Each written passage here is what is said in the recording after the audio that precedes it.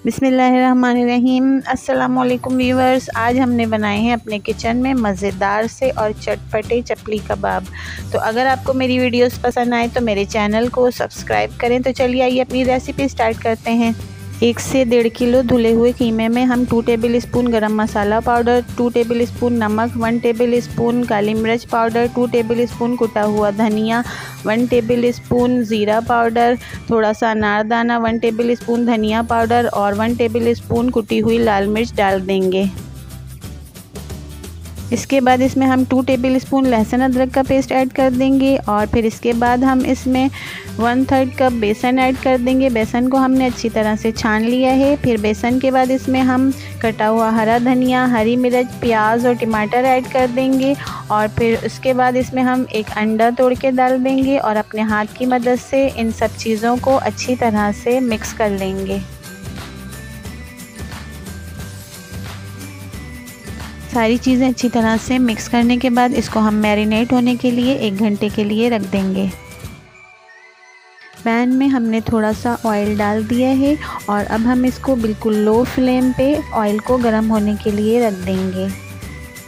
1 घंटा हो गया है, कबाब का मसाला बिल्कुल रेडी हो गया है। थोड़ा सा इनको हम हाथ से और मिक्स करेंगे और फिर हम इनके कबाब बनाना शुरू करते हैं।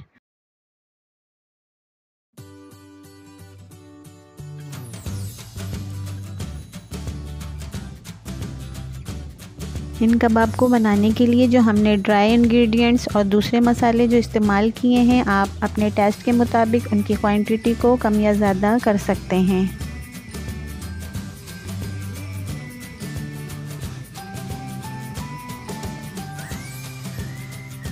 कबाब को हमने हाथ की मदद से फैला के रेडी कर लिया है और एक कबाब हमारा रेडी हो चुका है। अब इसी तरह से हम अपने तमाम कबाब तैयार कर लेंगे।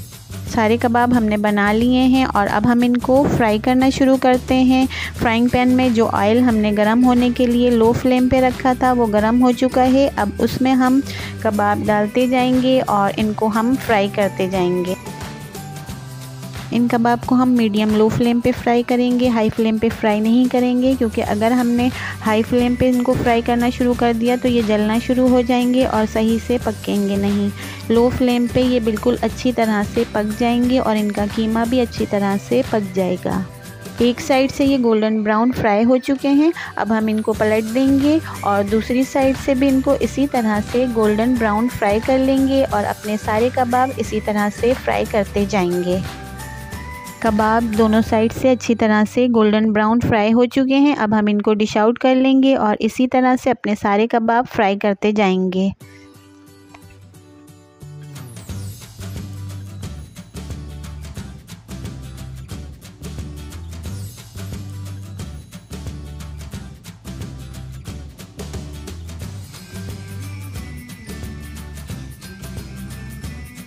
तो व्यूवर्स, हमारे चटपटे और स्पाइसी चपली कबाब बिल्कुल रेडी हो चुके हैं और रायते के साथ तो ये बहुत ज़्यादा मज़ेदार लगते हैं। आप लोग इनको अपने घर पे ज़रूर ट्राई करिएगा।